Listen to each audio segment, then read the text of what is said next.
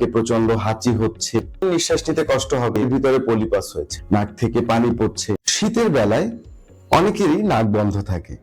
এই নাক বন্ধ হওয়া নিয়ে অনেকেই খুব ঝামেলায় পড়েন এবং কি করবেন বুঝে উঠতে পারেন না। নাক বন্ধ হলে আপনি কি করে বুঝবেন? আপনার নিঃশ্বাস নিতে কষ্ট হবে, খুব স্বাভাবিক ব্যাপার। আপনি দেখবেন যে এই সময় যাদের অ্যালার্জির প্রবলেম থাকে, যাদের ঠান্ডা লেগে গিয়ে নাকে প্রচন্ড হাঁচি হচ্ছে, নাক থেকে পানি পড়ছে, এইগুলোর কারণে নাক বন্ধ বন্ধ লাগতে পারে। সমস্যাটা যেটা হয় এই সময়টায় আপনারা মনে করেন যে নাকের ভিতরে পলিপাস হয়েছে। না, আসলে কিন্তু তা না। নাকের ভিতরে যে মাংসটা দেখা যায় ওটা আসলে পলিপ না, ওটা স্বাভাবিক জিনিস। অ্যালার্জির কারণে কখনো কখনো মাংসটা একটু ফুলে যেতে পারে, যেটাকে আপনারা পলিপ বলে ভুল করেন এবং সেই পলিপের চিকিৎসা নেন। আসলে কিন্তু একদমই সেটা করা ঠিক না।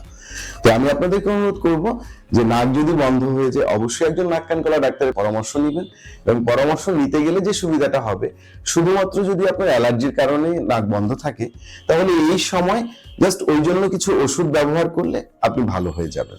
আরেকটি কারণ হতে পারে আপনার নাকের হাড়টি যদি বাঁকা হয়, সেই ক্ষেত্রে আসলে একটাই চিকিৎসা, সেটা হচ্ছে অপারেশন। যদি অনেক বেশি বাঁকা থাকে তাহলে আপনাকে অপারেশন করে নিতে হবে এবং আপনি ভালো থাকবেন। ধন্যবাদ।